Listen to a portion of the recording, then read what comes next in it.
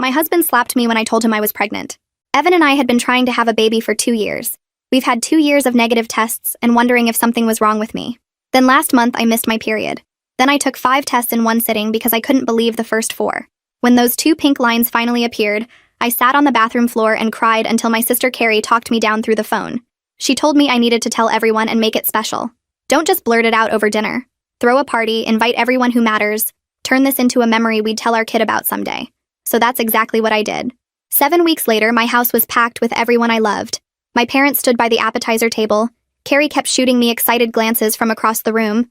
Evan's parents had flown in from Arizona, and his younger brother Jeff had shown up early to help me set chairs and arrange the gift table. Evan worked the crowd like he always did, shaking hands and making people laugh, being the charming husband I'd fallen for 6 years ago. I watched him from the kitchen doorway and felt my heart swell. Tonight, I was going to make him the happiest man alive.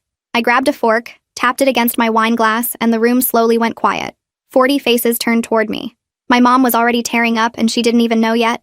Evan made his way through the crowd and stood beside me, his arm wrapping around my waist. He looked at me with warm, curious eyes, completely clueless as to what I was about to say. "Thank you all for coming," I said, my voice shaking a little. "I know some of you traveled really far, and I promise it's worth it." I looked up at Evan and smiled. "We're having a baby. I'm pregnant." The room exploded. My mom screamed. My dad started clapping so hard I thought he'd hurt his hands. Carrie was jumping up and down yelling, "I knew it," even though she actually did know. Everyone was hugging and crying, and the energy in that room felt like pure love. I turned to Evan, expecting him to lift me up or spin me around or do something romantic. Instead, he was frozen. His arm had dropped from my waist. His face had gone completely white. "Evan?" I reached for him. "Baby, aren't you excited? We're finally going to be parents." And that's when it came. The slap to my face that hit so hard I crashed backward into the gift table. The pain was instant and blinding, like someone had taken a hot skillet and pressed it flat against my skin. The music kept playing for 3 more seconds before someone killed it, and then there was nothing. Just silence. Just the ringing in my ear where his hand had landed. I looked up at my husband from the floor and didn't recognize the man standing over me. His face was twisted into something ugly, his chest heaving, his hands clenched into fists at his sides. "You cheating whore!" he yelled. "You really thought you could pass off someone else's baby as mine?" I couldn't speak. My cheek was on fire and my brain couldn't process what was happening. "Evan, what are you talking about?" I finally managed. "I've never cheated on you. I would never do that to you." He laughed and it sounded like something breaking. "Stop lying." He was screaming now, veins bulging in his neck, spit flying from his mouth. "You can't be pregnant with my baby Marina. I had a vasectomy 4 years ago before we even got married.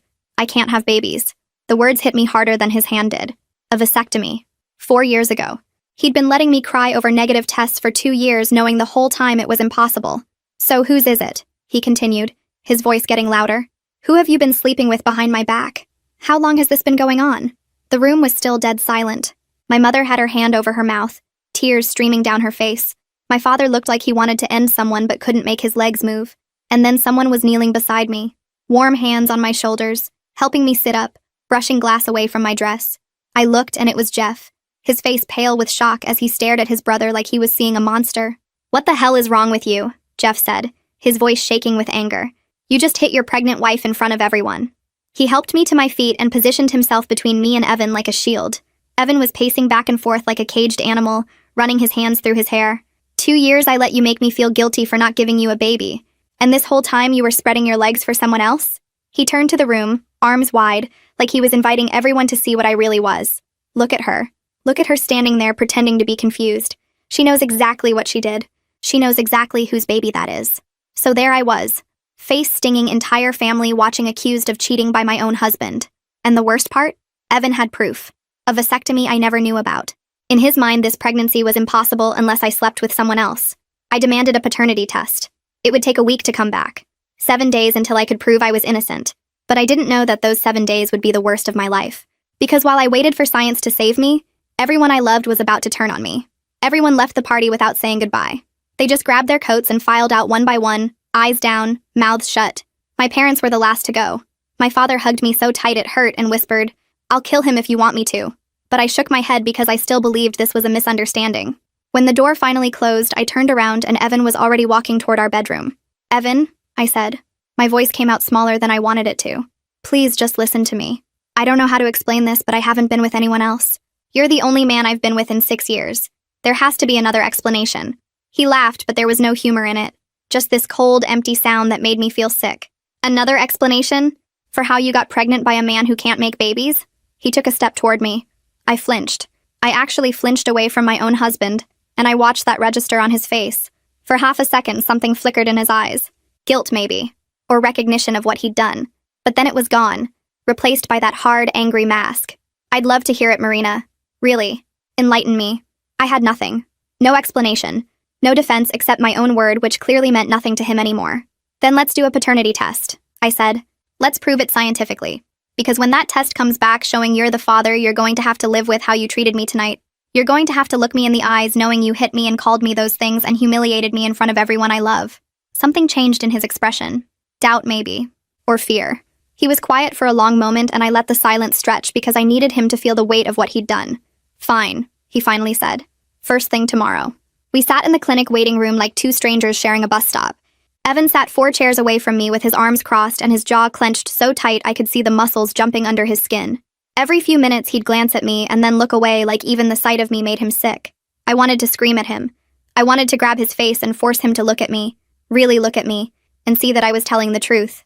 But I just sat there with my hands folded in my lap, staring at the wall, trying not to cry in public. The nurse called my name first, and I went alone because Evan refused to be in the same room while they drew my blood. Afterwards, she told me I'd have to wait 7 to 10 business days. I sighed heavily. That meant 7 to 10 days of this hell. I nodded and thanked her and walked back to the waiting room on legs that didn't feel like mine. The texts from his family started on day 2. His mother went first. I always knew you were a whore. Now my whole family knows it too. His sister followed an hour later. You disgust me. I hope you lose that baby. His aunt sent a paragraph about how she'd warned Evan not to marry me, how she'd seen the trash in me from day 1, how I'd fooled everyone with my nice girl act, but now the mask was off. His cousin sent a photo of me from the party, mid-fall, with the caption, "Cheaters always get what they deserve." I sat on my bed reading message after message until my phone screen blurred from tears. These people had hugged me at holidays. They'd sent me birthday cards. They'd told me I was part of the family. Now they were calling me names I'd never been called in my life, and wishing harm on my unborn child. I turned off my phone because I couldn't take anymore. Carrie came over that afternoon and found me still in bed. She climbed in next to me like we were kids again and held me while I cried. "You need to leave him," she said softly. "He hit you, Marina. In front of witnesses. You could press charges. You could take him for everything." My mother called that night saying the same thing. So did my father. So did everyone in my family who reached out. Leave him, sue him, make him pay. But I couldn't. Not yet. Because the test would prove I was innocent and then everything would go back to normal. It had to. I lay awake that night with my hand on my stomach, trying to feel something. Some connection to the life growing inside me. But all I felt was doubt. What if Evan was right? What if the vasectomy made it impossible? What if somehow, some way, something had happened that I couldn't remember? The thought made me sick, but I couldn't stop it from creeping in. I went through every night of the past 3 months in my head. Every time Evan and I had been together. Every moment I'd been alone. Nothing made sense. I knew I hadn't cheated. I knew it in my bones. But if Evan really couldn't have children, then whose baby was this? On day 4, Jeff knocked on my door holding a bag of takeout. "Figured you weren't eating," he said. His voice was gentle and his eyes were soft with concern. I hadn't showered in 2 days. I was wearing the same sweatpants I'd slept in, and my hair was tangled into a mess on top of my head. I looked like a mess. But Jeff didn't seem to notice or care. He just stood there on my porch waiting patiently for me to let him in. And I did. We sat at the kitchen table and Jeff unpacked containers of lo mein and fried rice and orange chicken. He didn't ask me what happened. He didn't ask me to explain myself or defend myself or prove anything. He just handed me a fork and said, "Eat something, please." So I did. Small bites at first because I had zero appetite. But the food was warm and the company was warmer, and slowly I started to feel almost human again. Jeff talked about stupid things. A movie he'd seen last week. A coworker who kept microwaving fish in the office and stinking up the whole place. His neighbor's dog that barked at 3 in the morning every single night. He filled the silence with easy conversation that didn't require anything from me except to listen. And when I finally started crying, which I knew I would, he didn't panic or pull away. He just moved his chair closer and put his arm around my shoulders and let me fall apart. "I didn't do anything wrong," I said between sobs. "I know you probably think I did, but I swear, Jeff, I have never been with anyone except your brother. I don't know how this happened. I don't understand any of this." He rubbed slow circles on my back and shook his head. "I believe you," he said quietly. "I don't know what's going on, but I know you're not that kind of person. Anyone who spent 5 minutes with you knows that." I cried harder because after 4 days of being treated like a criminal, someone finally saw me. Someone finally believed me without demanding proof. Jeff stayed for 2 more hours. He washed the dishes even though I told him not to. He made sure I had his number saved in my phone in case I needed anything. And when he left, he hugged me at the door and told me to call him anytime, day or night, if everything got too heavy. I watched him drive away and felt something I hadn't felt in days. Hope. Someone was actually on my side and not trying to tell me what to do or berating me left and right. I survived the week from hell. Evan's family calling me every name. Carrie begging me to leave him. Evan looking through me like I was already gone. The only person who didn't treat me like a criminal was Jeff. He checked on me every day, brought me food when I couldn't eat, told me Evan was wrong for what he did. But I held on because the test results were finally here. This was my proof, my vindication. Except when I opened that envelope, I didn't find salvation. I found something that made everything 1,000 times worse. 3 more days passed before the envelope arrived. Jeff checked on me a few times and brought food when he could, but mostly I was alone in a house where my husband lived 20 feet away and acted like I didn't exist. Evan had been locked in the guest room since the night of the party. He'd leave for work before I woke up. He'd come home after I'd already gone to bed. The only sign he was still living there was the coffee mug in the sink every morning, and the sound of the guest room door clicking shut every night. We existed in the same house like ghosts who couldn't see each other. Sometimes I'd stand outside the guest room door with my hand raised, ready to knock, ready to try one more time, but I never did. What was the point? He'd made up his mind about me. The only thing that would change it was proof. And proof was coming. When the mail truck finally pulled up on day 7, I was standing at the window like I'd been doing every afternoon. My heart jumped into my throat the second I saw the white envelope in the mailman's hand. Clinic logo in the corner. My name printed on the front. My entire future folded up inside a single piece of paper. I ran outside in my bare feet, not caring that the concrete was cold, not caring that I was still in my pajamas. I grabbed the envelope from his hands before he could put it in the box. He gave me a strange look, but I didn't care. I didn't care about anything except what was inside. I held it against my chest and felt my heart pounding so hard I could hear it in my ears. This was it. This was finally it. 7 days of hell were about to end. I was about to be vindicated. I called Jeff first. I don't know why. Maybe because he was the only person who'd believed me. Maybe because I needed someone in my corner when I finally proved the world wrong. He answered on the second ring. The results came, I said, and I could hear the hope in my own voice. They're here, Jeff. I'm holding them right now. He told me he'd be there in 10 minutes and to wait for him before I opened anything. I agreed because I wanted witnesses. I wanted everyone to see the moment I was proven innocent. Then I went to the guest room door and knocked. No answer. I knocked again, harder this time. Evan, I called through the door. The results are here. Come out. I want you to see this with your own eyes. I pressed my ear against the wood and heard movement inside. Footsteps. The creak of the bed. Then silence. I knocked a third time. I'm not going away. This affects both of us and you're going to be here when I open it. More silence. Then finally the lock clicked. The door swung open and Evan stood there looking at me with empty eyes. He'd lost weight in the past week. His face was pale and there were dark circles under his eyes like he hadn't been sleeping either. For half a second I felt sorry for him. Then I remembered the slap. I remembered the names he'd called me. I remembered the way he'd turned the whole room against me. The sympathy disappeared. He didn't say a word. He just walked past me toward the kitchen and sat down at the table with his arms crossed, waiting. I followed him and placed the envelope in the center of the table between us. Neither of us touched it. We just stared at it like it might explode. Jeff arrived 5 minutes later. I heard his car pull into the driveway and went to let him in. He looked nervous, which surprised me. His eyes kept darting to the envelope on the table and then back to my face. You okay? He asked quietly. I nodded because I was more than okay. I was ready. I was finally going to prove that I hadn't done anything wrong. He followed me into the kitchen and froze when he saw Evan sitting there. The two brothers looked at each other for a long moment. Something passed between them that I couldn't read. Then Jeff pulled out a chair and sat down, positioning himself closer to me than to Evan. You haven't opened it yet, Jeff said, stating the obvious. I shook my head. I wanted witnesses. I wanted both of you to watch me open it so no one can say I tampered with anything. So no one can claim I switched the results or forged something or whatever other accusation might come next. I looked directly at Evan when I said that last part. He didn't react. Just sat there with his arms crossed and his jaw tight, staring at the envelope like he was trying to set it on fire with his eyes. Jeff reached across the table and put his hand over mine. His palm was warm against my cold fingers. Whatever happens, he said softly, I'm here, okay? No matter what that paper says, I'm not going anywhere. I squeezed his hand and thanked him for being the only person who'd stood by me through this nightmare, for the only person who'd believed me when everyone else had already decided I was guilty. Evan's eyes locked onto our hands and something dark flickered across his face. His jaw tightened even more. His nostrils flared. Seriously? He laughed, but there was no humor in it. Just ice. I'm sitting right here and you're holding hands with my brother? Should I even bother reading those results, or do I already have my answer? I pulled my hand away from Jeff's and stood up so fast my chair scraped against the floor. The sound was loud in the quiet kitchen. "Don't you dare," I said, and my voice came out stronger than I expected. "Don't you dare twist this into something it's not. Your brother is the only person who's been kind to me while you've been treating me like garbage. He's been bringing me food because I can't eat. He's been checking on me because you won't even look at me. So don't you stand there and act like I'm doing something wrong by accepting basic human kindness from the only person who's offered it." Evan rolled his eyes. "Just open the envelope, Marina. I don't have all day to listen to your excuses." I took a deep breath and picked up the envelope. It felt heavier than it should, like the weight of my entire marriage was pressed into that single piece of paper. I looked at Evan and felt something surge in my chest. Confidence. Certainty. I knew I hadn't cheated. I knew I hadn't been with anyone else. Whatever was in this envelope was going to prove it. And then he was going to have to look me in the eyes and apologize for everything he'd put me through. I held on to that image as I slid my finger under the seal. The sound of the paper tearing was impossibly loud. I pulled out the single sheet inside and unfolded it slowly, savoring the moment. This was it. This was my vindication. My eyes scanned the words at the top. Medical terminology. Reference numbers. My name. Evan's name. And then the results.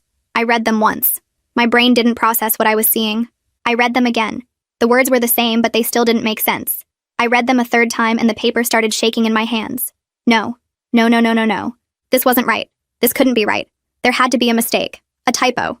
A mix-up at the lab. Something. Anything. Because what I was reading was impossible. "What does it say?" Evan demanded. His voice cut through the fog in my brain. "Read it out loud. I want to hear you say it." I opened my mouth, but nothing came out. My throat had closed up. My lungs had stopped working. The room was tilting sideways, and I had to grab the edge of the table to keep from falling over. "Marina," Jeff said, and his voice sounded like it was coming from underwater. Far away. Muffled. "What does it say?" I looked up at my husband. At the man I'd loved for 6 years. At the man I'd built a life with. At the man who was waiting for me to confirm everything he already believed about me. Tears were streaming down my face and I couldn't stop them.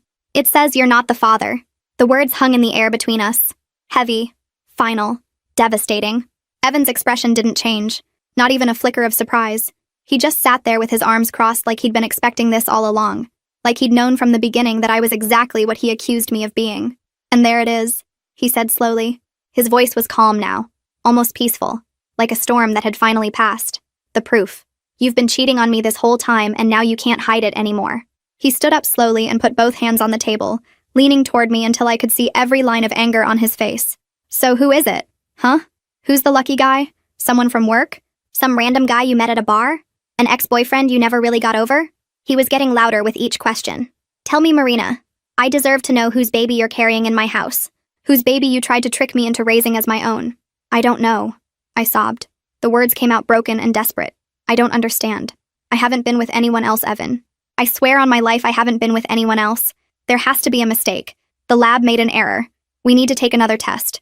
We need to—" He slammed his fist on the table so hard the envelope jumped and my whole body flinched. "The test isn't wrong!" He was screaming now, full volume, veins bulging in his neck just like the night of the party. "Science doesn't lie, Marina. DNA doesn't lie. The only liar in this room is you." He pointed his finger in my face and I could see his hand shaking with rage. "You've been lying to me for months, maybe years, and now you're standing there crying like you're the victim? Like I'm the bad guy for being angry that my wife got pregnant by another man? I didn't do this," I screamed back at him. Something inside me broke. All the fear and confusion and desperation came pouring out as rage. "I don't know how this happened, but I didn't do this. I have never been with anyone except you. Not once in 6 years. I don't understand what's happening, but I know I didn't cheat. You have to believe me, Evan. Please." I grabbed his arm, desperate for him to see me. Really see me. To look past his anger and recognize the woman he'd married. The woman who loved him. The woman who would never betray him. "Please believe me. Please. I'm begging you." He shoved me away so hard I stumbled backward. My hip hit the counter and pain shot through my side. Jeff jumped up and caught me before I could fall further, his arms wrapping around me to steady me. "Don't touch me," Evan snarled, and his face was twisted into something I didn't recognize. Pure hatred. Pure disgust. "Don't ever touch me again. You make me sick. Looking at you right now makes me physically sick. I can't even stand to be in the same room as you." He turned to Jeff, who was still holding on to me, and his eyes narrowed. "And you, my own brother, sitting here holding her hand, comforting her, being her shoulder to cry on while my marriage falls apart." He took a step toward Jeff, and for a second I thought he was going to swing.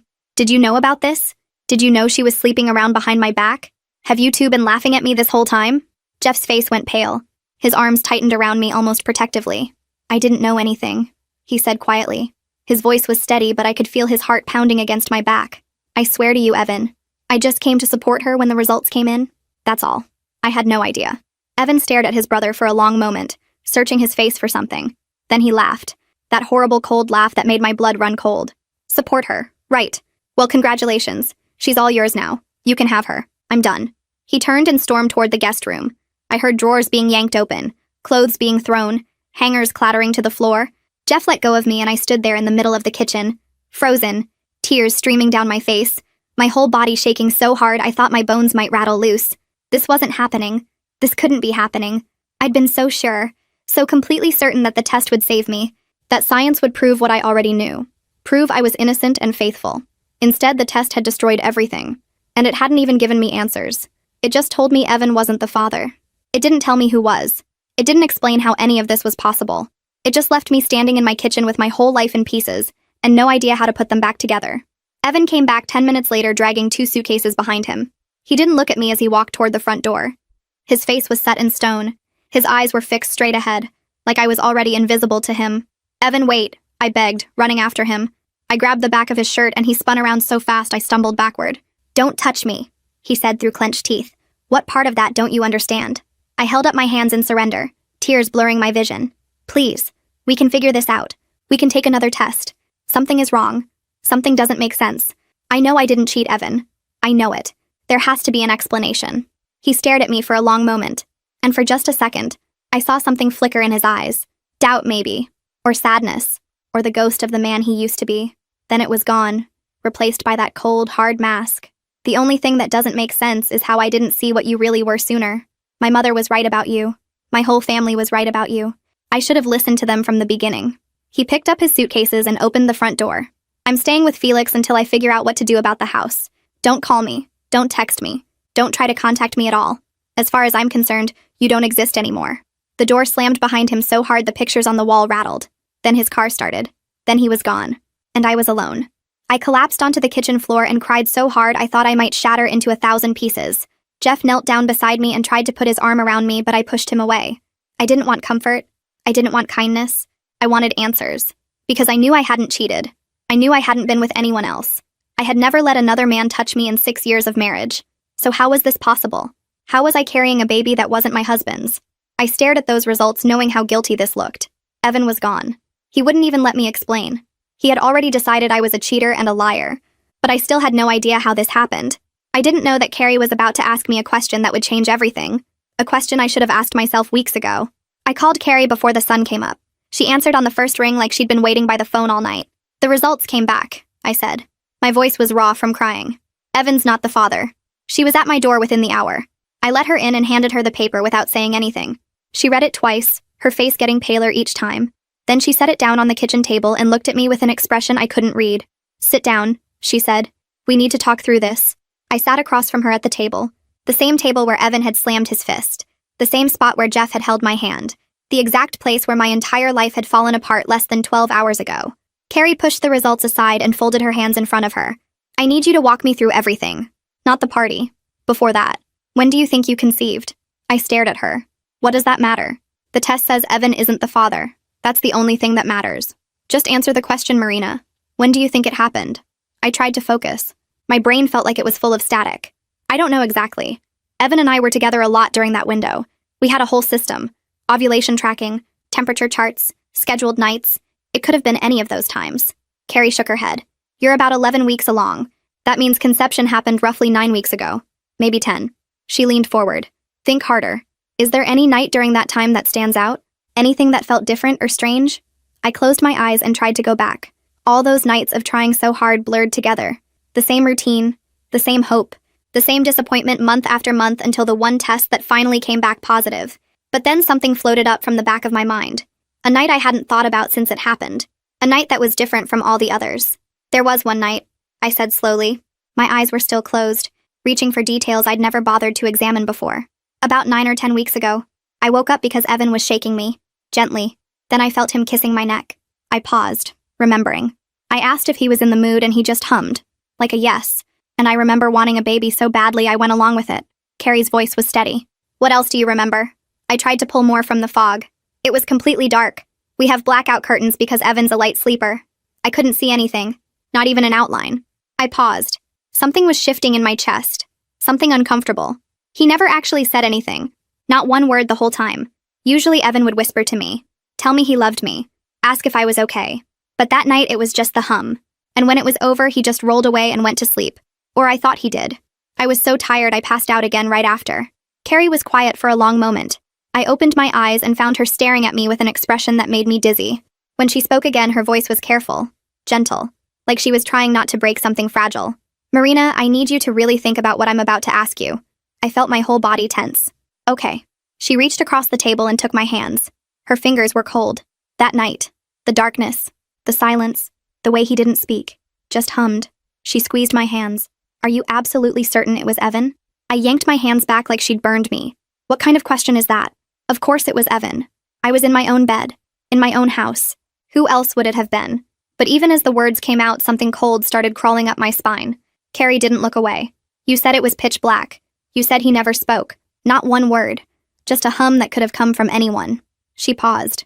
How do you know it was him? Because it had to be him, I said. But my voice was shaking. He was there when I woke up in the morning. Nobody else could have gotten into our house. What you're suggesting is insane, Carrie. Completely insane. Carrie's face was pale, but her voice stayed steady. I'm not suggesting anything. I'm asking you to consider something. A possibility that would explain why you're pregnant with a baby that isn't Evan's, even though you swear you never cheated. I stood up so fast, my chair crashed backward onto the floor. I needed to move. I needed to get away from this conversation. I needed my sister to stop saying things that were making the walls close in around me. No, I said.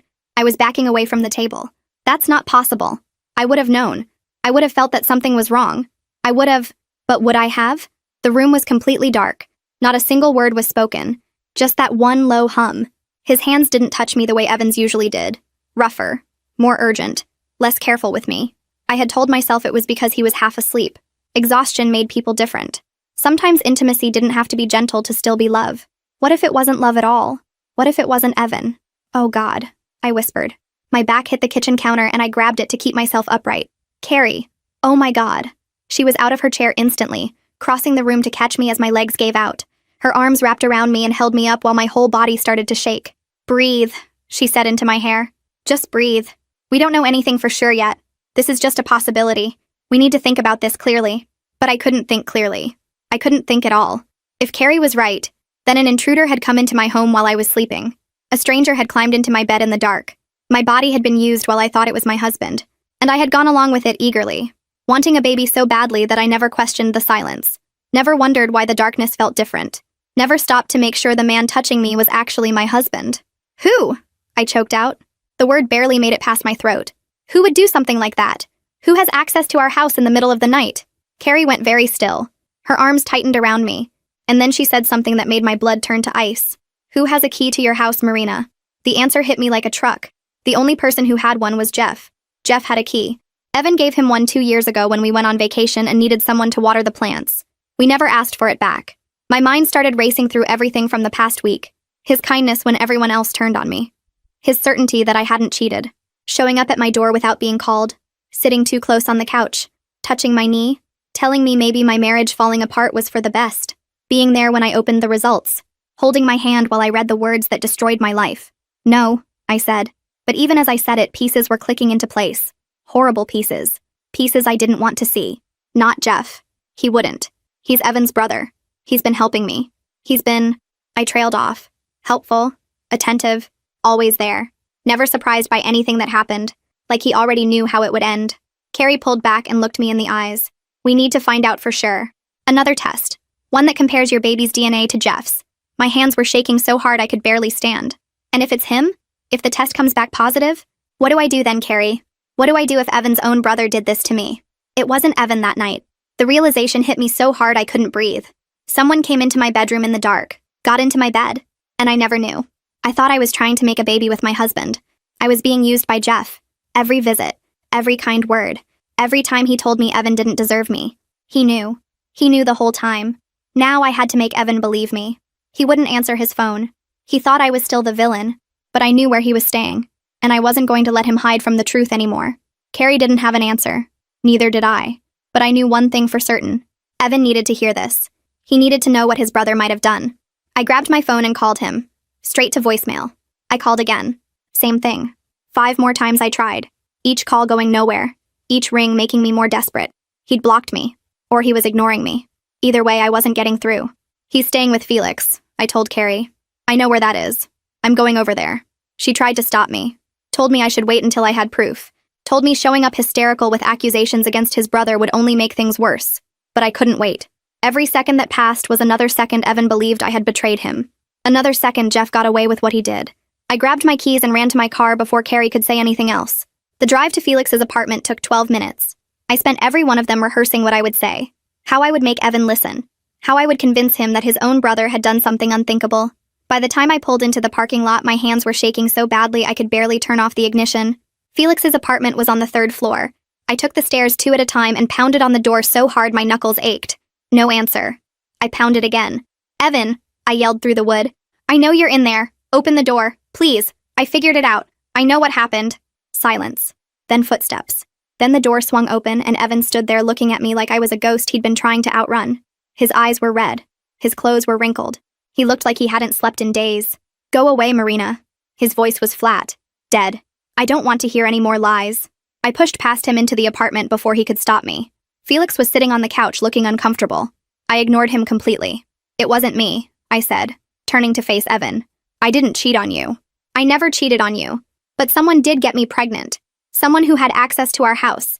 Someone who came into our bedroom in the middle of the night while it was pitch black and I couldn't see anything. Evan's jaw tightened. What are you talking about?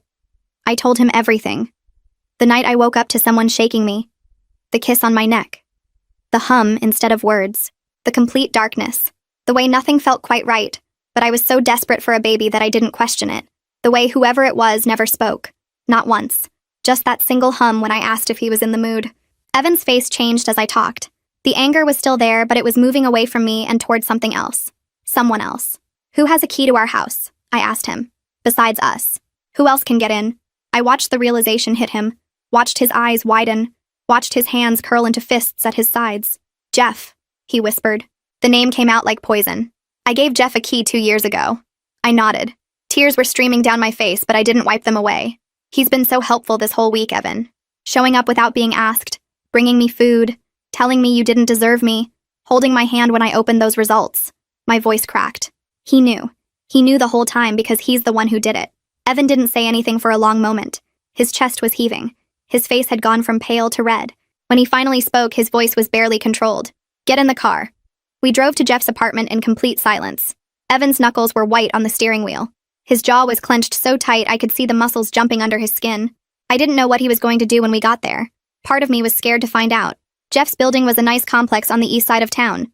We pulled into the parking lot and Evan was out of the car before I even had my seatbelt off. I ran after him as he stormed toward the entrance. He didn't buzz. He didn't call. He just waited until someone came out and caught the door before it closed. We took the elevator to the 4th floor. Evan pounded on the door with his fist. For a few seconds, nothing happened. Then the lock clicked. The door swung open. And there was Jeff. He wasn't surprised to see us. That was the first thing I noticed. No shock on his face. No confusion. No panic. He just stood there in the doorway looking calm. Almost peaceful.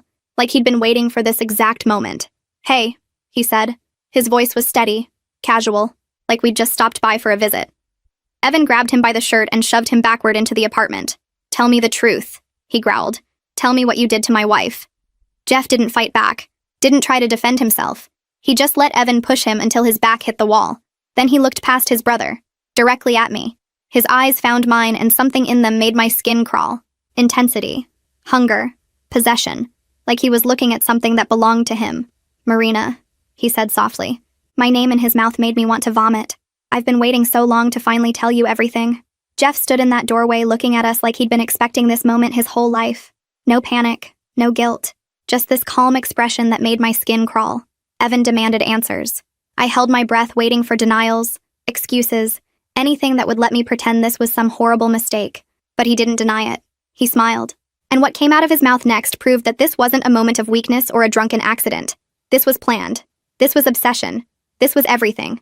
The corners of Jeff's mouth curled upward in a way that made him look like a completely different person. Not the kind brother who brought me takeout.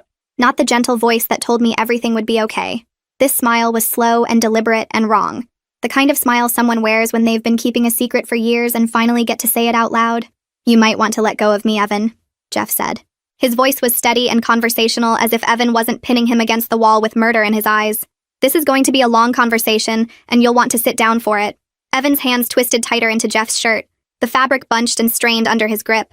A vein was pulsing visibly in his neck, and his breathing had gone ragged and heavy. "Start talking. Right now. Tell me what you did." Jeff didn't struggle. Didn't try to push Evan off. He just stood there against the wall, looking more relaxed than anyone in his position should be. Then his eyes slid past Evan and landed on me. I wanted to look away, but I couldn't. Something about his gaze pinned me in place. He stared at me the way a lion stares down a gazelle. It became clear I was his prey from the moment we met, and he was determined to make me his. "Fine," Jeff said softly. His eyes never left mine, even though he was answering Evan. "You want to know what I did? I'll tell you everything. But first you should know that I'm not sorry. Not even a little bit. What I did was the best decision I ever made." My chest felt like someone was sitting on it. Every breath took effort. I pressed my back harder against the wall because my legs weren't trustworthy anymore. They felt hollow, disconnected from the rest of me. Evan slammed Jeff against the wall hard enough to make a picture frame rattle. "Talk." Jeff let out a small laugh. "Having your spare key gave me so much power. Power I've been wanting for a long time. I loved that I had access to your house, your life." He tilted his head slightly. "Your wife." The word wife came out of his mouth like he was tasting something sweet. I felt my dinner rising in my throat. Evan's whole body had gone rigid. The muscles in his arms were straining against his shirt. His jaw was clenched so tight I could hear his teeth grinding. "That night," Jeff continued, "I knew exactly what I was doing. I'd been tracking Marina's ovulation schedule for months. At every family gathering, she talked about how badly she wanted a baby. She cried about you two trying for so long that she was starting to lose hope. And I couldn't have my sweet, precious Marina feel that devastated." Every word hit me like a physical blow. He'd been watching me, studying me, learning when I was most vulnerable.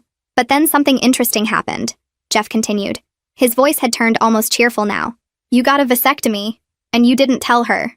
You let her believe something was wrong with her body while you sat there knowing the whole time you'd made sure she could never have your baby." He laughed softly. "That's when I realized the universe was giving me a sign. You didn't want to be a father, but I did. And Marina deserved to have the baby she'd been crying herself to sleep over for 2 years. Jeff continued. "I waited for the perfect night. I knew your bedroom layout, knew about the blackout curtains, knew Evan slept like the dead after his night poker games. All I had to do was slip in around 3 in the morning, climb into bed, wake you up the way a husband would." He looked at me again, and his expression softened into something that made me want to scream. Tenderness. Affection. Like he was remembering a romantic moment we'd shared. "You were so sweet that night, Marina. So eager. When I kissed your neck, you made this little sound, this happy little sigh.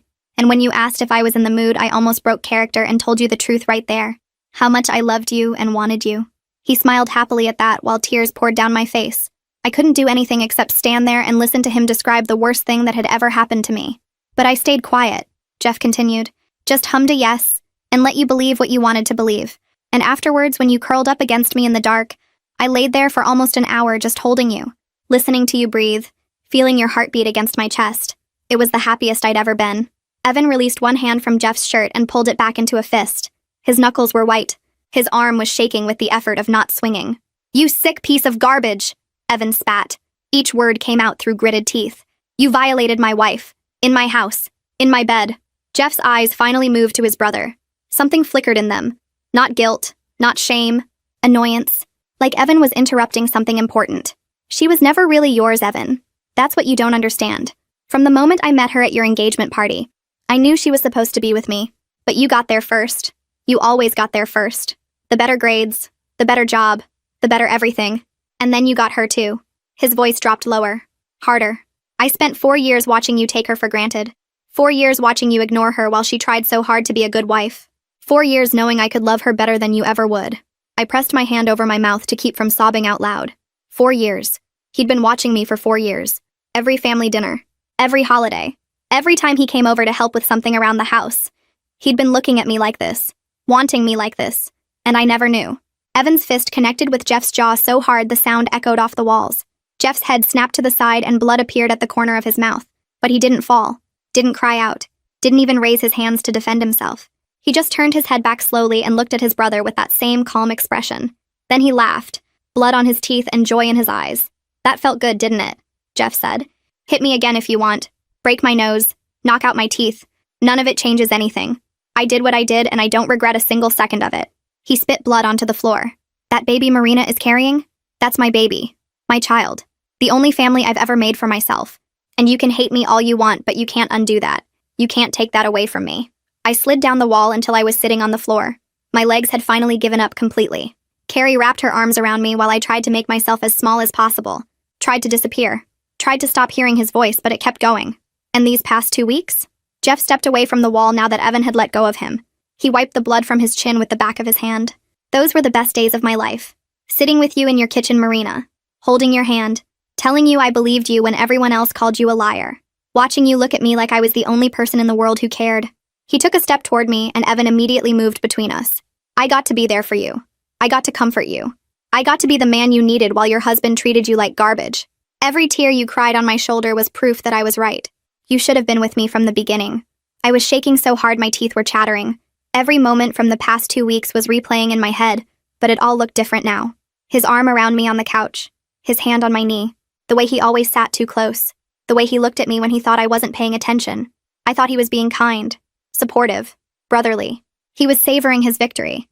Enjoying watching me suffer while knowing he was the reason for all of it. Marina. Jeff said my name softly, almost lovingly. Look at me. Please. I didn't want to, but something in his voice made me lift my head.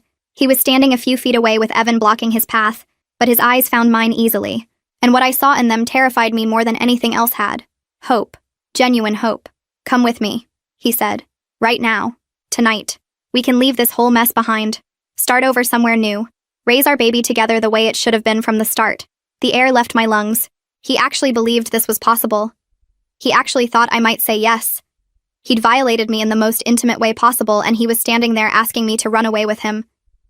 You're insane, I whispered. The words came out thin and broken. You're completely insane. Something changed in his expression. The hope dimmed slightly, replaced by confusion, then frustration. I'm offering you everything, Marina. A man who actually loves you. A father for your baby. A fresh start away from everyone who turned on you. Why would you choose to stay here with someone who hit you in front of 40 people? Evan moved so fast I barely saw it. His fist connected with Jeff's face again, and this time Jeff went down.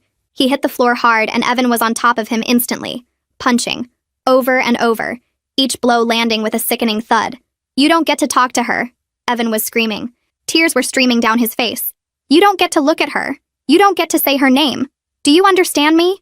Do you understand what you did? Jeff didn't fight back. He just laid there taking the beating with that horrible smile still on his bloody face. And between punches I heard him laughing, quiet and wet and wrong. I sat on the floor of my brother-in-law's apartment watching my husband beat him bloody, and all I could think was that even if Evan killed him right now, it wouldn't undo anything. It wouldn't erase what Jeff had done to me. It wouldn't take back that night. It wouldn't unpregnant me or unmake the baby growing inside me or give me back the life I had before. I was vindicated. Evan finally knew the truth. I wasn't a cheater. I wasn't a liar. I was a victim. But being a victim didn't feel like winning. It felt like being hollowed out from the inside. Evan finally stopped hitting him. His knuckles were split open and covered in Jeff's blood. His chest was heaving. His whole body was shaking with rage that had nowhere else to go. Jeff was still conscious, still smiling through swollen lips and bloody teeth, still looking past Evan directly at me. It was worth it, Jeff slurred. His voice was thick with blood. Every second, every punch, all of it. Because for one perfect night, you were mine, Marina, and nothing either of you do will ever change that. I let out the most blood-curdling scream. We called the police that night. They took Jeff away in handcuffs while he smiled at me through the back window of the car. I told them everything, every detail of that night, every word Jeff had said. The cop nodded and wrote things down and told me I was brave for speaking up. But brave didn't fix anything. What Jeff did to me was hard to prove in court. He never broke in because he had a key. I never said no because I thought he was my husband. The lawyer called it a he said, she said situation, even though Jeff had told us everything himself. Evan and Carrie heard it all. Didn't matter. In the end, Jeff took a deal. Some small charge about being in our house without permission. 6 months of checking in with an officer and paying a fine. No jail. Nothing that would follow him forever the way that night would follow me. Evan and I tried to fix things. For about 3 weeks we went to a counselor. Sat in a room and talked about trust and pain and getting better. But every time I looked at him I saw the party. The slap. The way he called me a whore in front of everyone I loved. The way he decided I was a cheater before thinking about any other answer. He said sorry 1,000 times. Cried and begged and swore he would spend his whole life making it up to me. But some things can't be fixed. Some words can't be taken back. He hit me. He shamed me in front of 40 people. He let his family send me texts wishing bad things on my baby. Even though he knows the truth now, those 2 weeks of hell still happened. I filed for divorce. He didn't fight it. I think part of him knew we were broken the moment his hand hit my face. The stress took everything from me. 2 weeks after the divorce was done, I woke up in the middle of the night with pain so bad I couldn't stand. Carrie drove me to the hospital. The doctor told me what I already knew from all the blood. I lost the baby. Part of me felt relief and I hated myself for it. That baby was innocent. That baby didn't ask to be made. But every time I thought about carrying Jeff's child, every time I pictured looking into a face that might have his eyes or his smile, I couldn't breathe. Now the baby was gone and I didn't have to choose. The guilt from feeling relieved will probably stay with me forever. But for now, there's nothing I can do but start a new life far from everyone.